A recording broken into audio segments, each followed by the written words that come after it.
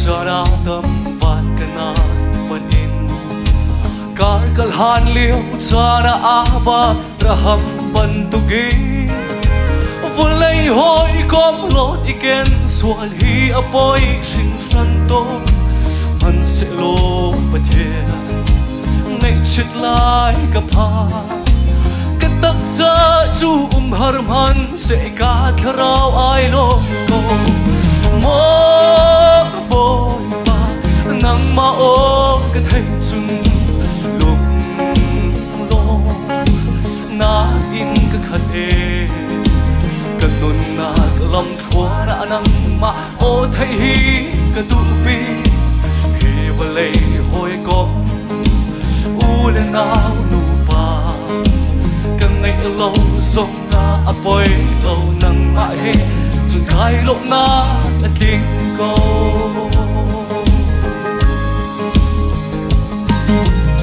tâm vi chu an nun lom thua na alei cho lewa suy la ngo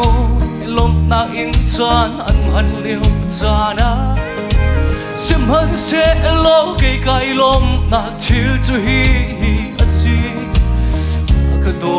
bi tu nang ma o thei le nang ma he nun chan han ti kai lom na bi ka si mo boy pa nang ma o ka thei chung lung lo na in ka khat e ka nun na lam thua na nang ma o thei hi ka tu pi hi valei hoi kom u le nau nu pa ka ngai lo zong na apoi lo nang ma he chun kai lo na kinh cô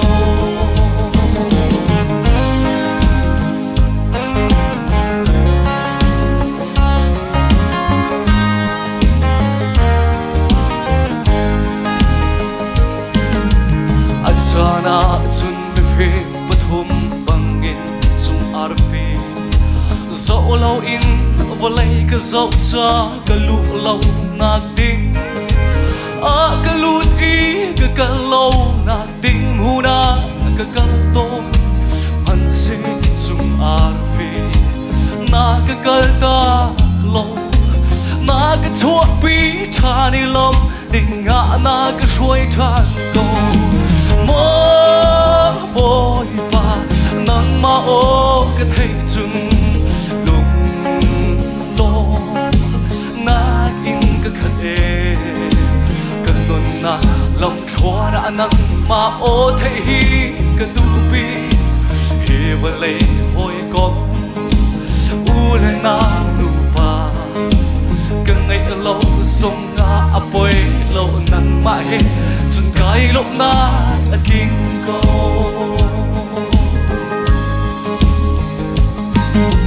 min tam pe chu an man lam thua na alei chu le va suy la ngun he cha nan man cha lop na inang kha